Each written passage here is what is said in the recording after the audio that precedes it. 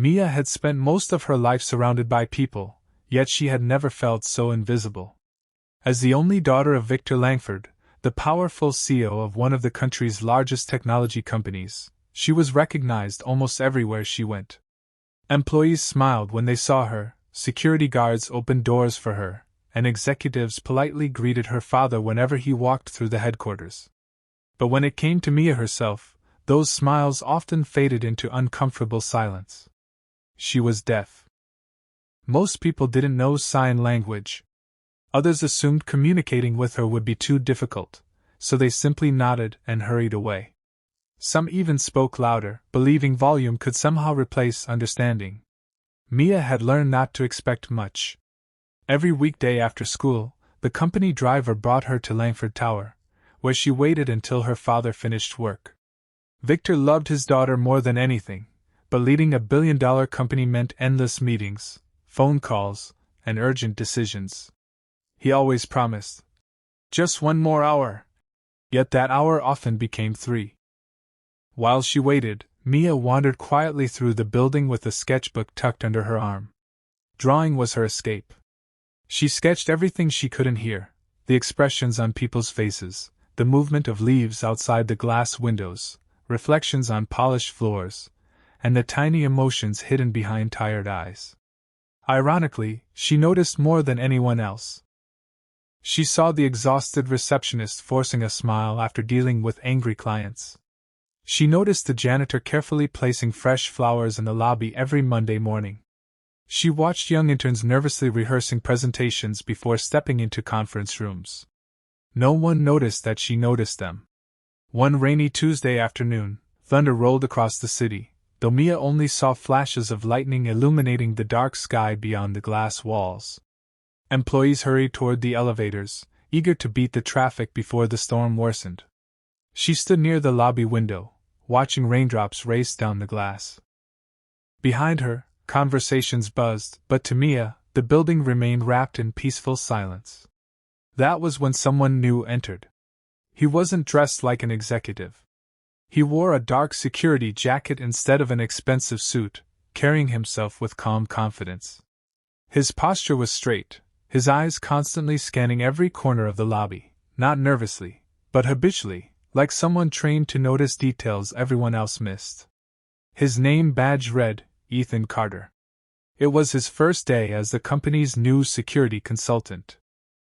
Unlike most newcomers, Ethan didn't immediately glance toward the CEO's office or admire the impressive architecture. Instead, his attention settled on the young girl standing alone beside the window. She wasn't scrolling through a phone. She wasn't fidgeting impatiently. She simply stood there, sketching the rain. Ethan noticed something else. Everyone walked around her, almost as if she weren't there.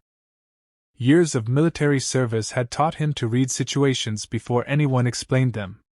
As a former Navy SEAL, he'd spent countless missions observing silent details that others overlooked.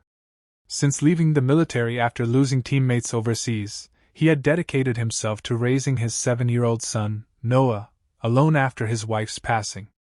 Life had taught Ethan that loneliness wasn't always loud. Sometimes it looked exactly like this. He watched as an employee accidentally bumped Mia's shoulder. She looked up politely and smiled. The employee apologized with moving lips but didn't stop long enough to make sure she understood. Mia simply smiled again. She was clearly used to it. Ethan felt something tighten inside his chest. Without thinking twice, he walked toward her. She sensed movement and looked up. Instead of speaking, Ethan gently raised one hand. With careful, practiced movements, he signed a single word. "Hello?" For a heartbeat, Mia froze. Her pencil slipped from her fingers and rolled across the marble floor. Her eyes widened. Then came something Ethan hadn't expected. Her entire face lit up. Not with surprise alone. With relief. She quickly signed back. "Hello?" Then another question. "You know sign language?" Ethan smiled. "I do," he answered with his hands. "My son is deaf." For the first time that day, and perhaps for the first time in a very long time, Mia laughed. Not a loud laugh that echoed through the lobby. a quiet one that shined through her eyes. Within minutes, they were having a conversation that flowed more naturally than any words spoken around them. She showed him sketches from her notebook. He admired every drawing, asking questions through sign language without rushing her answers. When Ethan complimented one detailed sketch of the city skyline after rain, Mia blushed with pride. Across the lobby, employees began noticing the unusual sight. Someone was actually talking with the CEO's daughter. Not awkwardly. Not out of obligation. But as if she were simply another person worth knowing. Hidden behind the glass wall of his office overlooking the lobby, Victor Langford happened to glance outside between meetings. He stopped walking. Below, he saw something he hadn't witnessed in years. His daughter wasn't sitting alone. She was smiling from ear to ear, animatedly signing with a man she'd only just met. Victor didn't know who the new employee was. He only knew one thing. For reasons he couldn't yet explain, this stranger had accomplished in 5 minutes what an entire company had failed to do for years. The next morning, Mia couldn't wait to return to Langford Tower. For the first time in years, the building no longer felt cold and lonely. She walked through the revolving doors with a small smile, secretly hoping Ethan would be there. He was. Standing near the reception desk, Ethan spotted her immediately. He greeted her with a cheerful, "Good morning," in sign language, and Mia answered with a grin that brightened the entire lobby. A few employees paused to watch. They had never realized how expressive sign language could be. It wasn't just hand movements, it carried emotion, warmth, and respect. One curious receptionist approached Ethan during a break. "Could you teach me how to say hello?" she asked. Ethan smiled. "Of course." Within minutes, she had learned a handful of simple signs: hello, thank you, good morning, have a nice day. When Mia walked by again later that afternoon, the receptionist proudly signed every word she had learned. Mia's eyes sparkled. She responded with an enthusiastic thank you, making the receptionist laugh with excitement. That single interaction inspired others. Soon, the front desk staff gathered around Ethan during lunch breaks.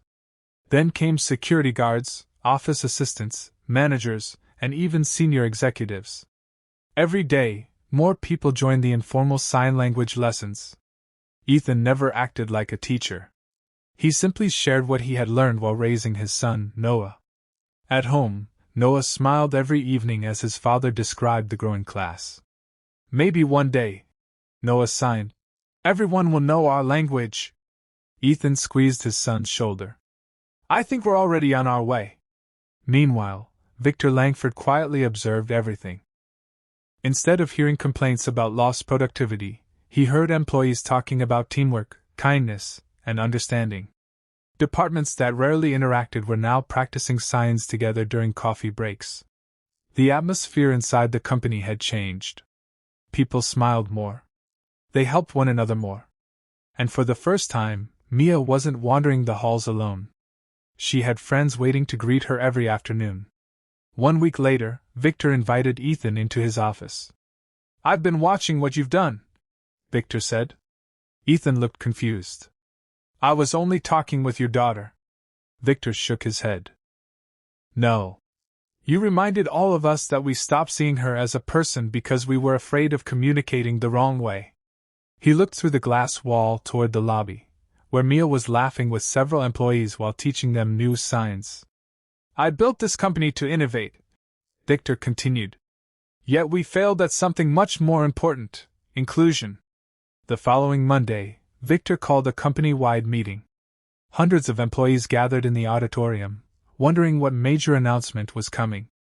Victor walked onto the stage beside Mia and Ethan. He paused before speaking. "For years," he began, "my daughter entered this building every day, surrounded by hundreds of intelligent people who simply didn't know how to say hello." The room fell silent. One employee changed that. He turned toward Ethan. "Kindness is contagious when someone is brave enough to show it first." Victor then made an announcement that surprised everyone. From that day forward, every employee, from interns to executives, would receive professional sign language training during work hours.